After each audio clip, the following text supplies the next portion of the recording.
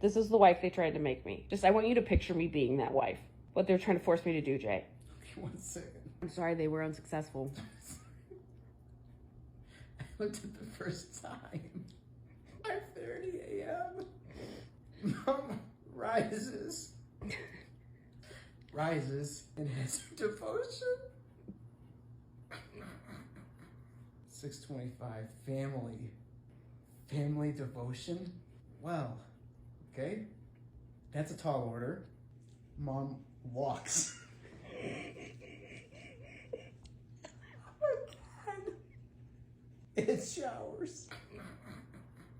You could have had something great. The whole day. I get 2 Bible studies in a shower to walk. Oh my God. That's the most productive day I've had in weeks. Go take the rest of the day off. Next on the agenda.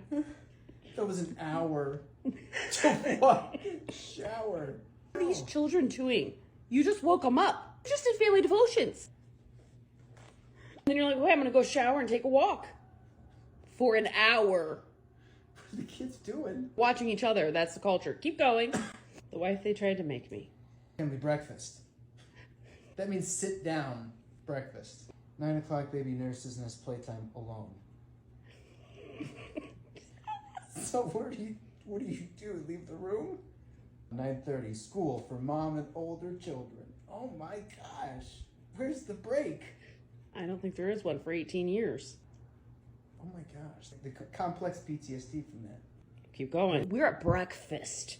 Keep going. We're at breakfast. 10:30.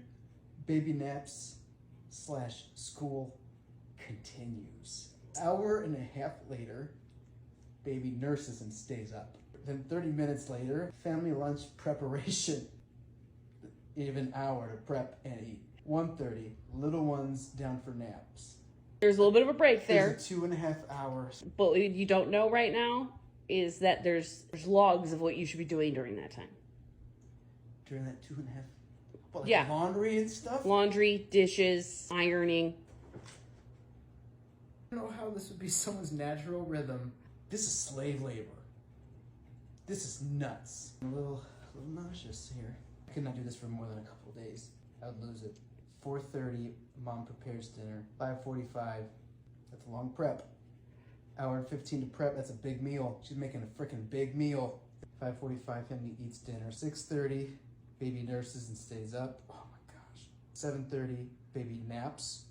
8, baby's up, bathed, stays up till 9. Nurse baby and put down for the night. Then at 9:30, she goes to bed. The guy gets to get off at dinner time, and she's not off until she goes to bed. And then he's gonna want stuff. Your husband's preferences. You need to recall that we are our husband's helpmeet, not the other way around. You are planning to develop a daily schedule. Where does your husband fit into this scheme? I would never attempt to schedule my husband's time. Does your husband have a plan for his time at home? Make sure you are cooperative. If he does not have a schedule, he may still give you direction concerning his desire. Then you can arrange your evening activities to accommodate his preferences. I plan a schedule for the evening that involves the children and me, but this schedule is open to variation depending on what Daddy is doing. He has set 8:45 p.m. as the time for our family evening devotion. I make sure the children are all ready for bed so we can be prompt for Daddy's devotion time. This is a fantasy world. This is not a real world. That's the world I lived in. This is crazy. Yes, this is why my dad could walk into a room and just grab a remote control without saying a word and change channel. This is why he could look at you and say, go make me something. Because we were to cater to him. And everything was to drop when he got home. Gosh. What that did to you and what that did to all your siblings. It really doesn't matter who you marry in that case when you're a girl, because the work all falls on you anyways. Like in the sense that like that guy to do whatever he wants. Whenever he wants. That's really, really sick. And then you just gotta like cater to him. And then pretend it's leadership. And he's being the head of the household. Chapter 17, Managers of His Home, a chapter for dads. This chapter is written specifically to dads from the husband of the author. There are some wives who will never succeed in managing their homes without the patient, steady leading of their husbands. They need extra help. In those homes, the father's role is absolutely critical to the mom's success. Dads must own the fact that if the management of the home is lacking, he is ultimately responsible. Husband is a shepherd of his family. He is to go out before them and know them as our Lord knows us. With intimacy comes the knowledge of strengths and weaknesses. If you were to take an inventory of your wife, where would she excel and where could she use growth? The strengths are easy, but how are you attempting to nurture areas that need strengthening? Are you praying for her in those areas? Are you seeking ways to help her overcome these weaknesses? It is not likely a wife will come to her husband and say, I'm struggling with slothfulness. I need your help. It is for the husband to see that need and nurture the growth. The first step is prayer. She needs to see how the Lord would have him lead the way out of the problem. For example, what if a spouse had a terrible time getting out of bed in the morning at the proper time? After praying, let's assume the Lord showed this husband that he should be leading a time of family worship in the morning. He would then share with his wife that he would like to begin having family devotions before going to work, enlisting her help. He might be the one to help things get started by waking everyone. Can you see the picture of the shepherd leading his flock here? Not only did Christ die on the cross, but he died daily to self. It is much harder to die to self by humbly leading. Gosh, this is so foolish. Using older students with younger students. Great benefits often result when school-age children are scheduled to work with a younger brother or sister. For instance, in our home, 6-year-old John drilled his 4-year-old sister, 6-year-old John, 4-year-old sister, on our basic ABC phonics sounds. He went through the phonic cards, which showed the letter, a word representing the letter's sound, and a picture illustration. 8-year-old Joseph had a half-hour scheduled to help 6-year-old John with his phonics workbook. During this time, Joseph worked on his spelling homework. So he's teaching and doing homework. And then it talks about older siblings supervising playtime. Mm-hmm. You can instruct this older child in how he is to go about playing with the little ones, what kinds of attitudes you expect on his part, how he is to deal with disputes, and when he is to come to you. The sibling playtime could be counted as school hours for the older children. How much older does the supervising child have to be? You will need to be the judge of your child's maturity. Our 8-year-old can handle a playtime for the 1, 3, and 4-year-old. Our 6-year-old had a playtime with the 3 and 4-year-old. Age 4 or 5 is the earliest you would want to give a child responsibility for playtime with a younger one. Oh man, they're not equipped to handle any of that. When our 3 and 4-year-old have assigned playtime together, they are expected to play nicely with each other. If this expectation is not met, the discipline is for both of them to sit on the dining room chairs during the remainder of the playtime, being quiet. Chapter 17, Managers of His Home, a chapter for dads. From the husband of the author. Years ago, when the difficulty of setting up a school schedule was seeming like an impossible task, I took a more active part. It was then we started having a yearly planning day. That's his more active part. A yearly planning day. Hold on. And it became one of Terry's most special days of the year. Oh. Why was she so excited? Primarily because this day was devoted to crying out to God for guidance for the upcoming year. Also, she had my full attention. She saw that her life was truly important to me. And I would work with her until goals were set and problems resolved. She felt special and loved. When you arrive at the location you selected for your planning day, get everything set up, then pray. Spend some time listing strengths, weaknesses, and goals for each child. Once these decisions are jointly made, it is up to your wife to work out the actual schedule of how the school day will function, unless she actually wants your help. Oh my gosh, this is so foolish. Next one's called Daddy Tapes. A most worthwhile use of this playtime alone, they're talking about playing alone for kids, is to have a cassette tape that Daddy has made to be played during this time. This is precious time for Daddy to be investing in the life and heart of his child. He can talk and teach anything he wants his child to know. This could include spiritual goals and truths for his child, Bible verses or basic Bible information, songs, character traits, or attitudes he wants the child to develop, and academic information. His voice and thoughts become very familiar to the child. Our 3-year-old listened to his daddy tape twice a day. The first time was when he had his playtime alone in the morning. When the tape ended, his playtime was over. The second time was when he went down for his nap. The tape was turned on when he was tucked in bed and kissed.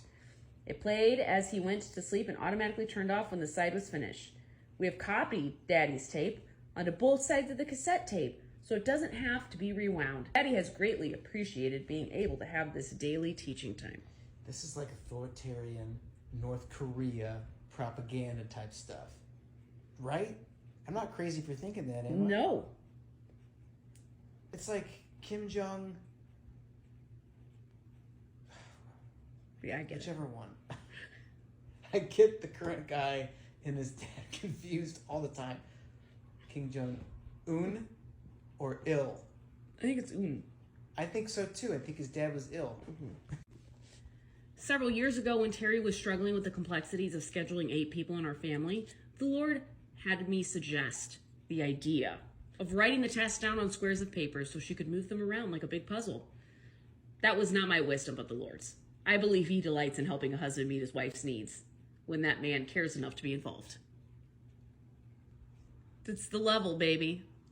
Oh, this isn't like the fact that this is real and not satire is just unbelievable. I prayed and the Lord suggested to me the idea. And then he delights in a man that wants to meet his wife's needs and cares enough to be involved. So bad. All about these guys fixing all these problems, but they're not living a single day in these people's lives. It is like slave labor. This is like authoritarian propaganda type stuff, right? I'm not crazy for thinking that, am I? No. There are times when I have been involved in some work on the computer for a client and not been able to get beyond a roadblock. I've discussed it with Terry, and innocently, she has offered up the solution. The same way she comes to me when there is a schedule problem. It's easy for me to encourage Terry with my words. But I know there are times my actions have not been consistent with my words. There's a good reason for that. I don't care for many of her tasks. Talk about helping your wife. Yeah. However, I know she does do them because they need to be done, not because she likes them all. I know a couple dads who do dishes. They know it is something they can do in the evening for free to free their lives for other activities, such as housekeeping. Sorry, I'm choking on my childhood, excuse me. I have found tasks which greatly relieve Terry's burden, and I actually look forward to them now. I run the errands. It does sound like he takes some children, though. The 5 younger children. 5 younger. Gosh, you cannot have that many kids without having like grandparents and stuff in the same house. No. You've got the older kids that parent. There's a whole section on how older kids can school the younger kids. I forgot. This just doesn't feel like that's good for any of those kids. While your wife is reading this book, I encourage you and challenge you to look for ways you can free up an hour for her each day so she can work her way through this book. Just an hour, but for the book. Just about how to do her job better. It's all about these guys fixing all these problems, but they're not living a single day in these people's lives. It is like slave labor. Great benefits often result when school-age children are scheduled to work with a younger brother or sister. Oh, also you should plan your summer, including summer character training for your children. Identifying things that your children need to do, like for example, is your child struggling with making their bed neatly? Do kids make their beds? Are you frustrated when you walk through the dining room to find the floor sweeper has done a poor job? The child that's responsible for sweeping the floor didn't do it good enough. That's happened to me before. What? Use your summertime to target these needs and prompt yourself to check up on your child's proficiency. Oh my gosh. If they are not completing their jobs according to the standard you have set, go back to the training time and reteach those tasks. Character issues can also be addressed. One summer we were teaching our children to answer with yes ma'am, no ma'am, yes sir, no sir. Example, mommy wants you to take these dirty socks and put them in the dirty clothes hamper. Yes ma'am. Target 2 or 3 character goals for the summer.